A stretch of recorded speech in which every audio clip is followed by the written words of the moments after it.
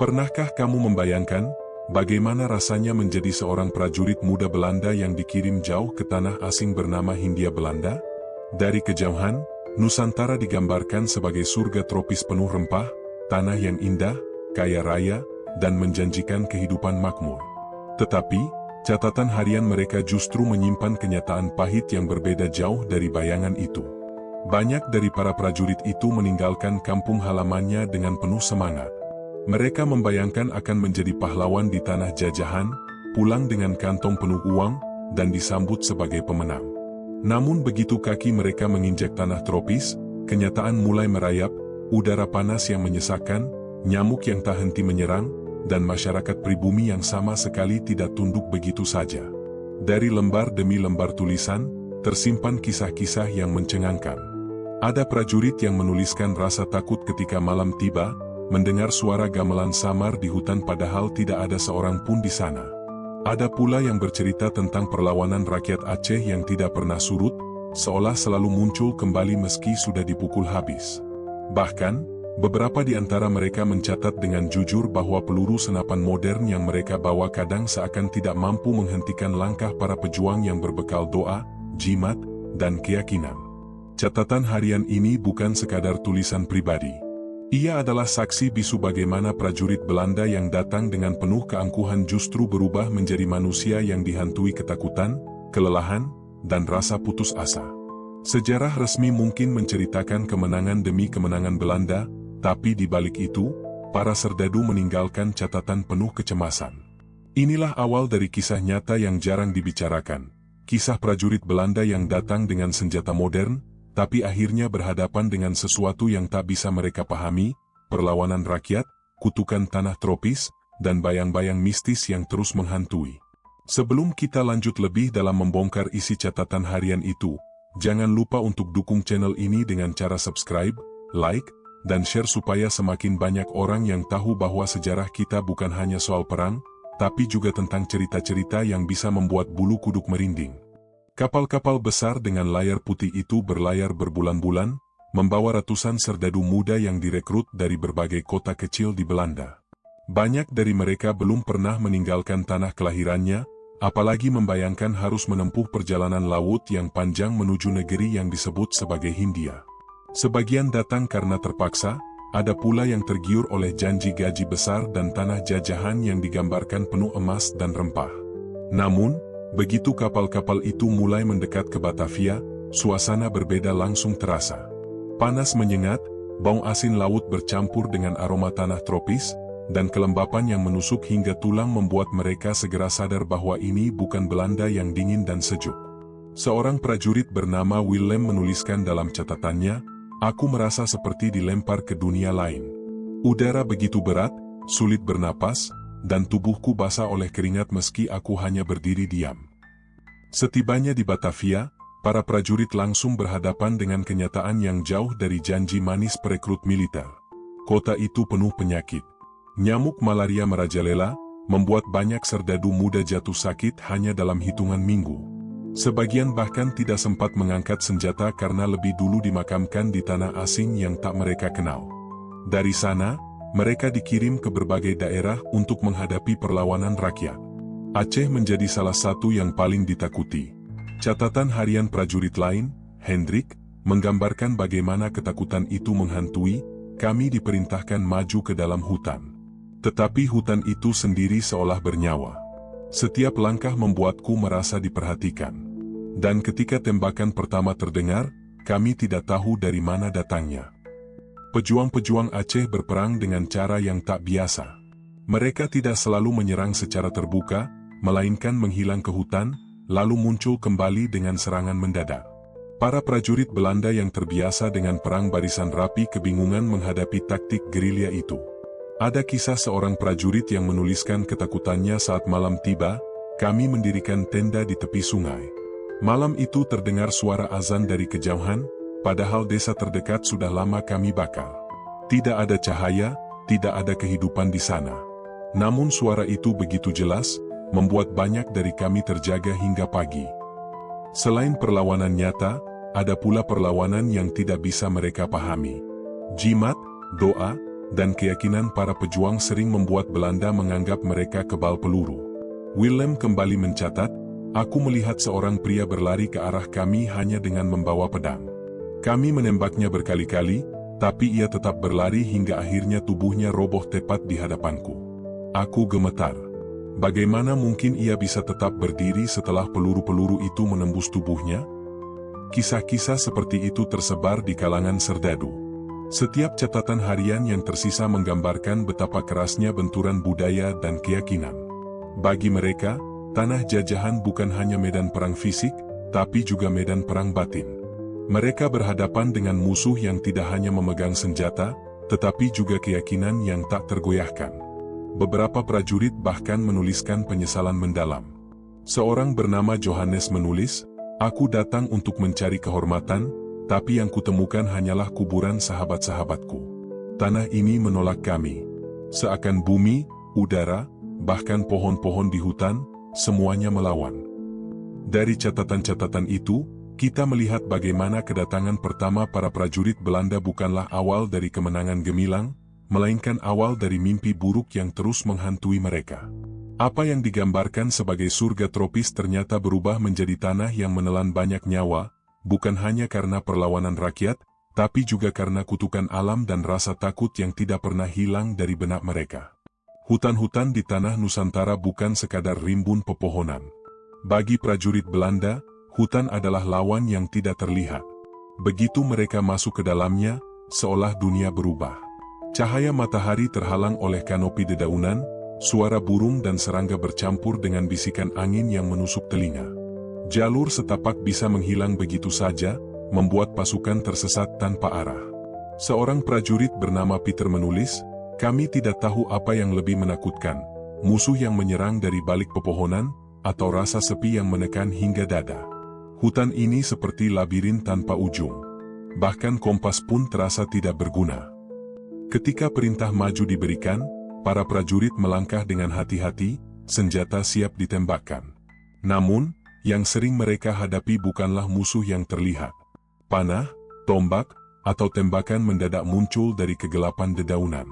Serangan itu singkat, mematikan, lalu hilang begitu saja. Hendrik, seorang serdadu muda, mencatat dalam bukunya, "Kami menembak ke segala arah, tetapi hanya hutan yang kami tembus. Musuh seakan menyatu dengan pepohonan. Setiap suara ranting patah membuat kami gemetar.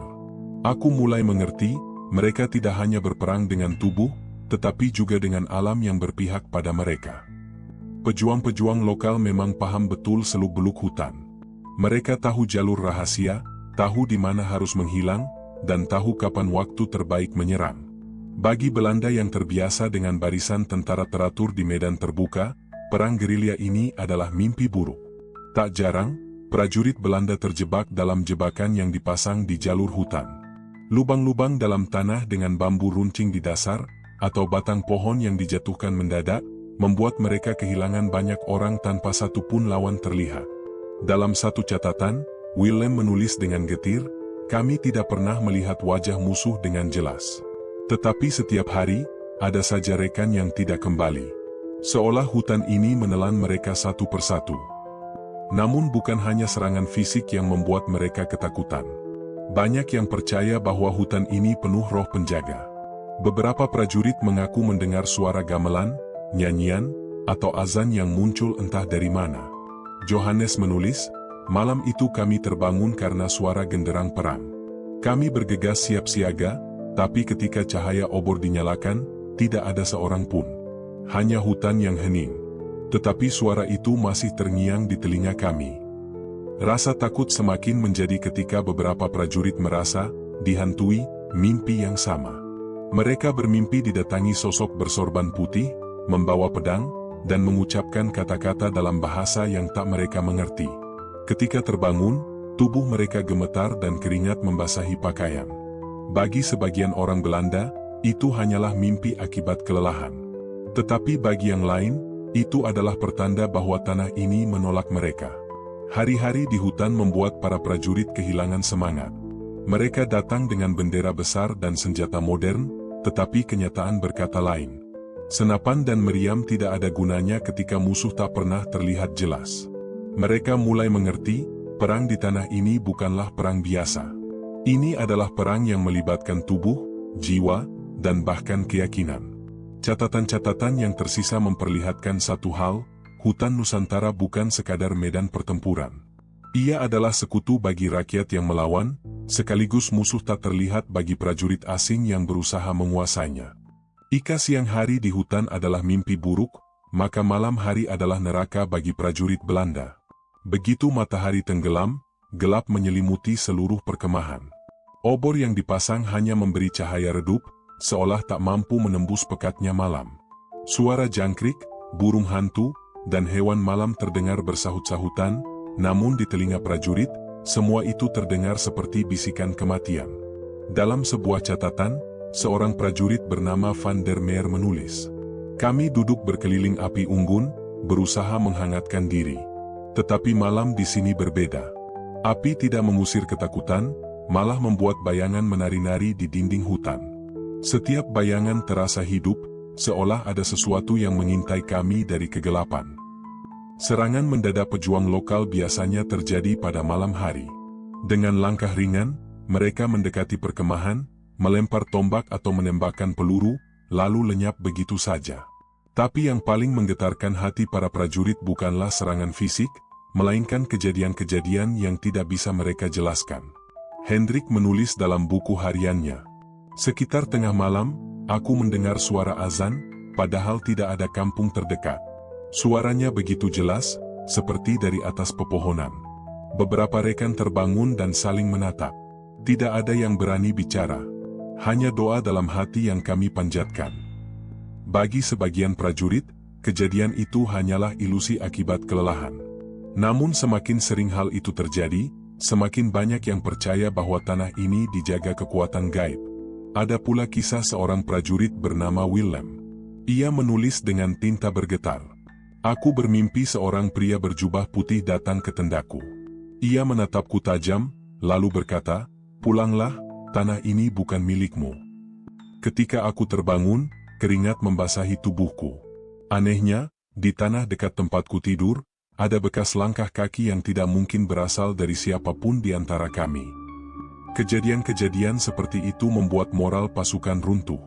Mereka mulai takut tidur. Ada yang berjaga semalaman, ada pula yang menenggak minuman keras agar bisa melupakan rasa takut. Namun tetap saja, rasa dingin yang menusuk dan bisikan dari kegelapan terus menghantui. Peter menambahkan dalam catatannya, "Aku melihat sesuatu di tepi hutan. Seperti bayangan orang berbaris membawa obor.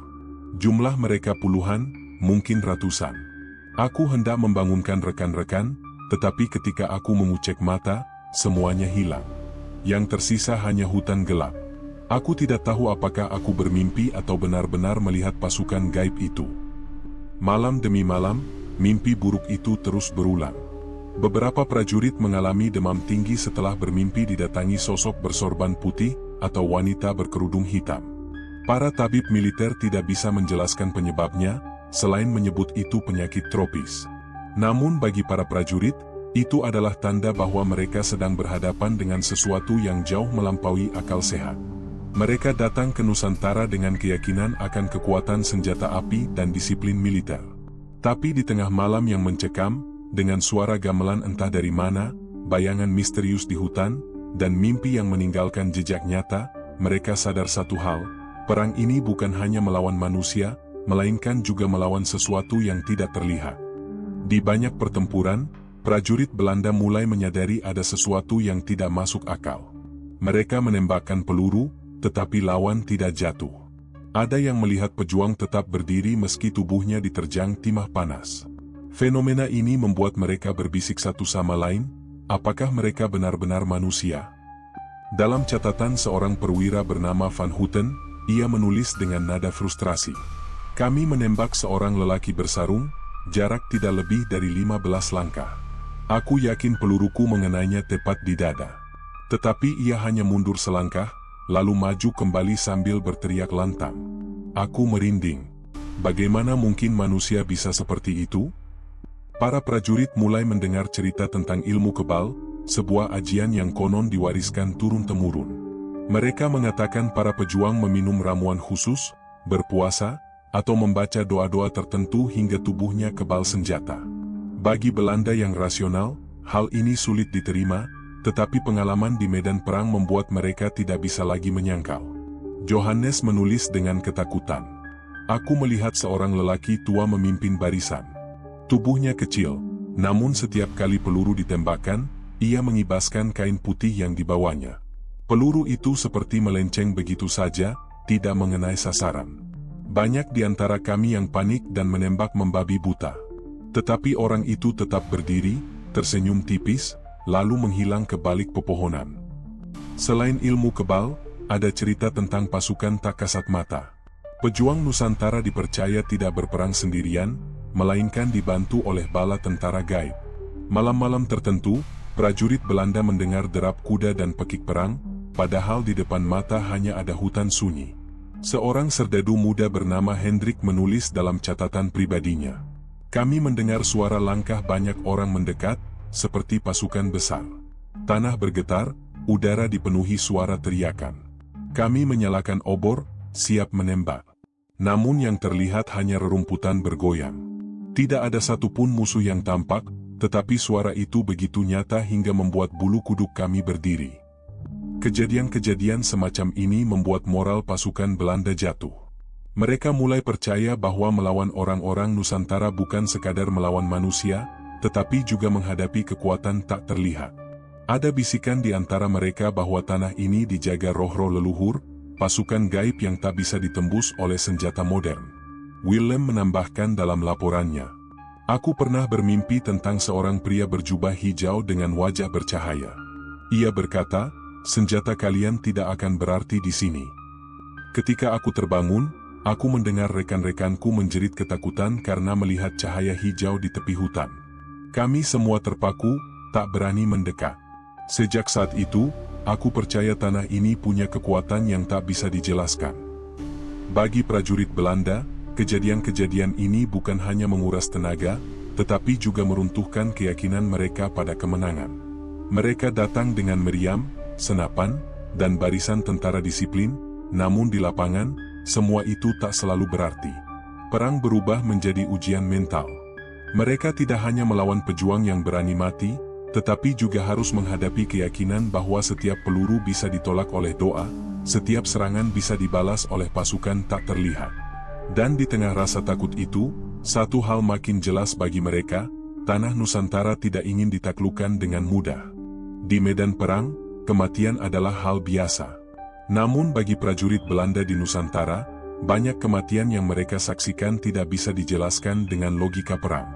Ada yang tewas tanpa luka, ada pula yang ditemukan kaku dengan wajah penuh ketakutan, seakan disergap sesuatu yang tak kasat mata. Dalam catatan seorang prajurit bernama Peter, ia menulis dengan tangan gemetar. Kami menemukan tubuh Jan pagi itu. Ia tidak berdarah, tidak ada bekas peluru ataupun luka tusuk. Namun wajahnya pucat, matanya melotot, dan mulutnya terbuka lebar seperti menjerit. Kami semua membisu, karena tidak ada penjelasan untuk kematiannya. Kasus seperti ini bukan hanya sekali terjadi. Beberapa prajurit ditemukan mati mendadak di perkemahan, padahal malam sebelumnya masih sehat dan bercanda bersama. Tentara medis Belanda menyebut itu akibat penyakit tropis atau serangan jantung. Tetapi bagi rekan-rekannya, mereka yakin itu ulah kekuatan gaib yang menjaga tanah Nusantara. Van der Meer mencatat pengalaman mengerikan.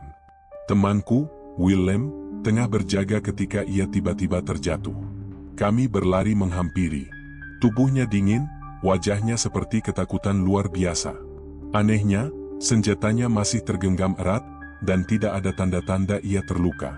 Aku tidak bisa melupakan matanya yang membelalak, seperti melihat sesuatu yang tidak terlihat oleh kami. Ada pula kisah tentang prajurit yang hilang tanpa jejak. Pada malam gelap, seorang serdadu keluar sebentar dari barisan untuk buang air. Ia tidak pernah kembali. Pencarian dilakukan keesokan paginya, namun hutan sunyi, seakan menelan tubuhnya. Tidak ada jejak kaki, tidak ada tanda perlawanan. Hilang begitu saja. Johannes menuliskan dalam laporannya, hutan ini seperti hidup, menunggu untuk memakan siapapun yang lengah. Rekan kami menghilang, dan seolah-olah ia tidak pernah ada. Hanya topinya yang kami temukan di tanah, basah oleh embun. Lebih menyeramkan lagi, beberapa prajurit melaporkan mendengar suara jeritan rekan mereka yang sudah mati. Malam-malam tertentu, di kejauhan terdengar suara panggilan, "Tolong aku, tolong." Suara itu jelas berasal dari orang yang sudah mereka kuburkan sehari sebelumnya. Banyak yang percaya itu hanyalah halusinasi, namun tak sedikit yang yakin roh mereka belum tenang. Dalam sebuah memoir, seorang perwira Belanda menulis, "Kami tidak hanya kehilangan orang, kami kehilangan kewarasan. Setiap kali seorang serdadu mati secara misterius, ketakutan kami bertambah. Kami datang dengan seragam dan senjata, tapi malam-malam di Nusantara membuat kami lebih mirip anak kecil ketakutan di kegelapan." Kematian misterius itu menyebarkan teror yang lebih kuat daripada peluru. Pasukan mulai kehilangan kepercayaan pada kekuatan mereka sendiri. Beberapa bahkan menolak maju ke medan perang, memilih tetap di perkemahan dengan alasan sakit. Di antara semua catatan itu, satu kalimat sering muncul, "Tanah ini tidak bisa ditaklukkan dengan senjata semata. Ada kekuatan lain yang bermain, sesuatu yang hanya bisa dipahami oleh mereka yang lahir dan hidup di Nusantara." Kematian misterius hanyalah satu sisi dari kengerian.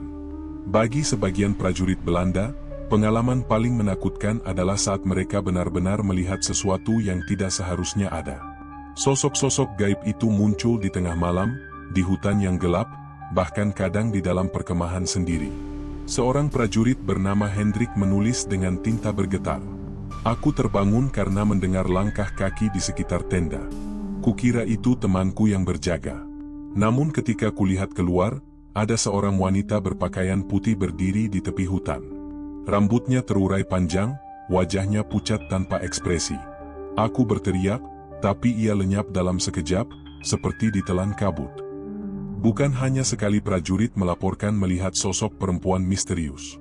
Kadang berdiri jauh di antara pepohonan, kadang berjalan perlahan di pinggir perkemahan. Anehnya, tidak ada jejak yang tertinggal setelah ia menghilang. Van Houten, seorang perwira, juga menuliskan kesaksiannya. "Kami berbaris menembus hutan ketika salah satu prajurit berteriak ketakutan. Di depannya, katanya, ada sosok tinggi besar berpakaian serba hitam, membawa tombak. Tetapi ketika kami semua mendekat, tidak ada apa-apa selain kabut tipis.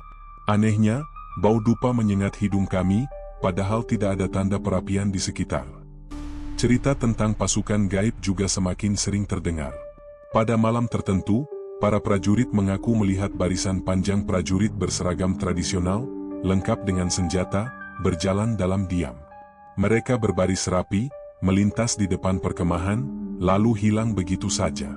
Peter menulis dalam catatannya, "Aku melihatnya dengan mataku sendiri. Puluhan orang, mengenakan pakaian aneh, membawa keris dan tombak. Mereka tidak mengeluarkan suara, hanya berjalan melewati hutan. Kami menatap dengan ngeri, tak ada yang berani bergerak. Ketika ku coba mengedipkan mata, mereka sudah menghilang. Namun tanah tempat mereka lewat basah, seolah benar-benar diinjak kaki." Bagi para prajurit Belanda, kejadian-kejadian ini menjadi beban mental yang luar biasa. Mereka yang terbiasa dengan perang di medan terbuka tidak siap menghadapi musuh yang tak terlihat, apalagi sosok gaib yang hanya muncul sekilas. Johannes menulis sebuah pengakuan jujur. "Aku lebih memilih berhadapan dengan pasukan bersenjata daripada harus kembali melihat sosok-sosok itu. Karena setidaknya, musuh yang nyata bisa ditembak. Tetapi bagaimana dengan mereka? Kami tidak bisa berbuat apa-apa selain berdoa."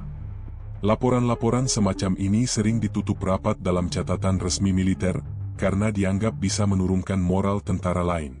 Namun di buku harian pribadi, para prajurit menuliskan semuanya, seakan melampiaskan rasa takut yang tidak bisa mereka ungkapkan dengan suara. Semakin lama mereka bertahan di Nusantara, semakin kuat keyakinan bahwa tanah ini memang tidak sendirian. Ada kekuatan gaib yang menjaga, sosok-sosok yang tak bisa mereka lawan dengan bayonet atau peluru. Dan di balik itu semua, satu pertanyaan menghantui mereka. Berapa lama lagi mereka bisa bertahan sebelum rasa takut melahap kewarasan mereka sepenuhnya? Jika pertempuran fisik bisa ditakar dengan jumlah senjata dan pasukan, maka perang yang paling sulit ditaklukkan oleh prajurit Belanda di Nusantara adalah perang melawan diri mereka sendiri. Catatan harian yang tersisa mengungkap betapa rapuhnya kondisi mental mereka setelah berbulan-bulan menghadapi teror yang tak kasat mata. Seorang prajurit bernama Willem menulis, "Kami semua masih hidup, tapi rasanya seperti sudah mati perlahan. Tidur tidak pernah nyenyak, makan tidak pernah terasa kenyang, karena setiap detik kami menunggu sesuatu yang menakutkan datang menghantui." Gangguan tidur menjadi hal yang paling sering dilaporkan. Suara langkah kaki di luar tenda, bisikan samar di telinga, bahkan mimpi buruk yang terasa begitu nyata membuat banyak prajurit terbangun dalam keadaan panik. Ada yang berteriak keras hingga membangunkan seluruh perkemahan, ada pula yang lari keluar dengan bayonet terhunus, menyerang udara kosong. Kapten Van Houten dalam laporannya menulis, "Banyak prajuritku yang tidak lagi sanggup menjalankan tugas dengan baik. Mereka sering melamun, mudah marah, bahkan ada yang menangis seperti anak kecil. Seolah-olah roh hutan ini merampas keberanian mereka satu persatu." Ketakutan itu juga menggerogoti rasa persaudaraan di antara prajurit. Rasa curiga muncul. Jika ada seorang tentara yang tiba-tiba sakit atau jatuh sakit tanpa sebab jelas, sebagian lain mulai berbisik, mungkin ia dikutuk, mungkin ia sudah ditandai oleh roh-roh yang menjaga tanah ini. Perlahan, kepercayaan antar sesama tentara pun terkikis. Lebih dari itu, rasa takut ini seringkali membuat mereka kehilangan fokus saat bertempur. Ada catatan yang menyebutkan bahwa dalam sebuah baku tembak, beberapa prajurit menembak ke arah hutan kosong karena yakin melihat sosok bayangan besar yang melintas. Kesalahan itu membuat posisi mereka terbuka dan nyaris membawa kekalahan. Peter menulis pengakuan pahit. "Senapan dan peluru tidak ada gunanya. Kami berperang melawan ketakutan kami sendiri. Bahkan ketika tidak ada musuh, rasanya kami tetap kalah." Sebagian prajurit mencoba mencari perlindungan dengan berdoa, meski banyak dari mereka tidak benar-benar yakin doa itu bisa menolong. Ada yang menggantung salib di leher, ada yang membawa kitab kecil ke medan perang, namun tetap saja perasaan was-was itu tidak pernah hilang. Johannes menulis dengan putus asa, "Aku tidak lagi merasa sebagai prajurit. Aku hanyalah seorang manusia yang mencoba bertahan hidup di tanah yang menolak kehadiranku. Kami bukan penguasa di sini. Kami hanyalah tamu yang tidak diinginkan." Perang mental ini menjadi luka yang lebih dalam daripada luka fisik. Tubuh bisa diobati, tetapi rasa takut yang bersemayam dalam pikiran, seringkali bertahan hingga akhir hayat.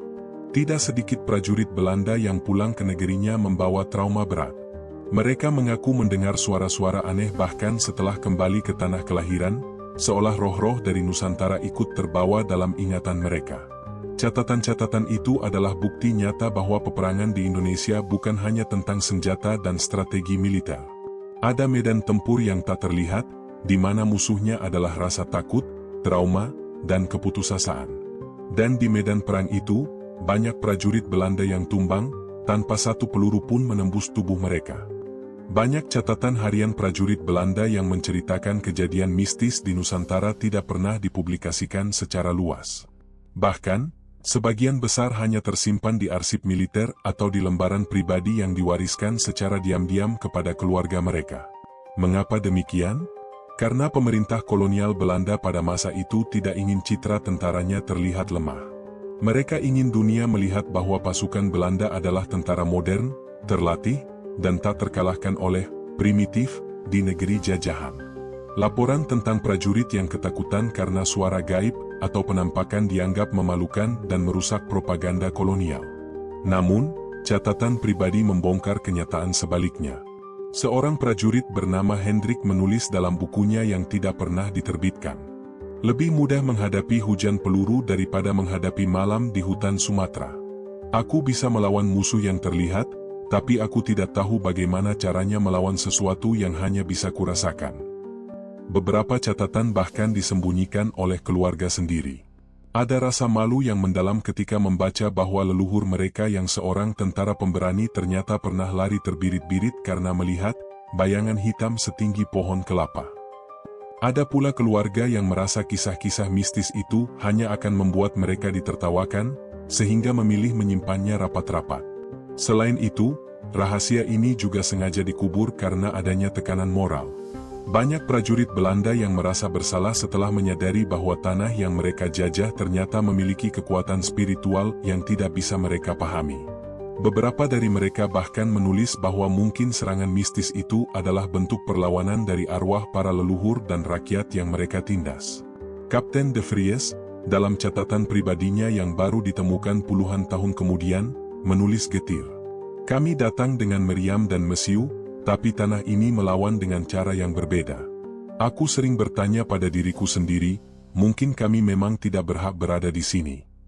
Kenyataan inilah yang membuat banyak kisah mistis prajurit Belanda terkubur dalam sunyi. Bukan hanya karena dianggap memalukan, tapi juga karena terlalu menakutkan untuk diceritakan ulang. Sebagian besar prajurit yang masih hidup setelah pulang ke negeri asal memilih untuk diam. Mereka membawa pulang luka batin, trauma, dan kenangan buruk, tanpa pernah membicarakannya di depan umum. Dan hanya lewat catatan-catatan yang berhasil diselamatkan, kita bisa mengetahui sisi lain dari penjajahan. Bahwa di balik kekuatan militer Belanda yang ditakuti, ada ketakutan yang lebih besar. Sebuah perang tak kasat mata yang membuat mereka merasakan bahwa Nusantara bukan sekadar tanah jajahan, melainkan tanah yang dijaga oleh sesuatu yang lebih kuat dari senjata modern. Sejarah seringkali ditulis dari sudut pandang yang menang. Tetapi catatan harian prajurit Belanda membuka sisi lain yang jarang diungkap. Di balik meriam, senapan, dan strategi militer modern, ada rasa takut, trauma, dan keputusasaan yang mereka sembunyikan dari dunia. Catatan-catatan itu memberi gambaran jelas. Perang di Nusantara bukan hanya soal bentrokan senjata, tapi juga perang batin. Hutan lebat, malam yang sunyi, dan kisah mistis yang hidup dalam budaya lokal membuat para prajurit kolonial terjebak dalam teror yang tak bisa mereka kendalikan. Mereka mungkin bisa menaklukkan benteng, tetapi tidak bisa menaklukkan ketakutan dalam hati mereka sendiri. Beberapa dari mereka pulang ke Belanda dengan tubuh utuh, tapi jiwa yang hancur. Mereka dihantui suara langkah di tengah malam, bayangan hitam yang hanya terlihat sekilas, dan bisikan samar yang seakan terus mengikuti. Bahkan setelah puluhan tahun, sebagian masih menulis dalam catatan pribadinya tentang mimpi buruk yang tidak pernah hilang. Pernyataan Kapten de Vries menjadi penutup yang penuh makna. Kami datang untuk menaklukkan tanah ini, tapi pada akhirnya, tanah inilah yang menaklukkan kami. Kisah ini bukan sekadar tentang perlawanan fisik, melainkan juga perlawanan spiritual, budaya, dan keyakinan yang hidup di masyarakat Nusantara. Sebuah pengingat bahwa kekuatan bangsa tidak hanya terletak pada senjata, tetapi juga pada warisan leluhur, doa, dan keyakinan yang tertanam dalam diri rakyatnya. Rahasia-rahasia mistis ini, yang sengaja disembunyikan dari catatan resmi kolonial, justru membuat kita semakin yakin bahwa perjuangan bangsa Indonesia memiliki dimensi yang jauh lebih luas.